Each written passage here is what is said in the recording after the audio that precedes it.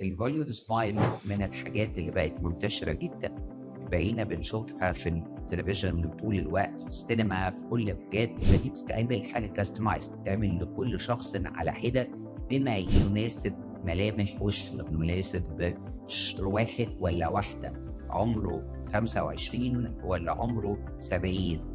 فبقت بتناسب، المفروض هي بتتعمل customized لكل شخص لحاله. بتفرق جدًا طبعًا شكل الأسنان، بتبقى السنان منتظمة، لونها حلو. المهم وأنا باختار مين يعمل Golden Smile، مش كل حالة تنفع، لازم يكون الشخص عنده العوامل والسنان نفسها بشكل معين، بحيث إن أنا أقدر أعمل له Golden Smile. أحيانًا بيبقى الشخص مثلًا بييجي لي بنات في سن ال19 سنة، وطبيعي أنا ما باحبش كده، وخاصةً لو البنت ابتسامتها حلوة جدًا، ما فيهاش حاجة، أسنانها لونها فاتح.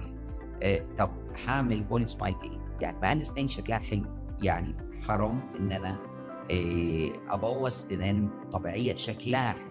لمّا يبقى شكلها حلو، لمّا تبقى ابتسامة بنت أو الشاب ده حلوة جدًا، ساعتها مش بالجأ لفكرة الbony smile خالص. لكن لمّا يبقى عندي مشاكل في الابتسامة، عندي مشاكل في اللون، مش بتتحل، هذا الشخص مُدخِّن بطريقة شرهة جدًا، كل ده باضطر ساعتها أبتدي أفكّر أعمل Wallet Smile.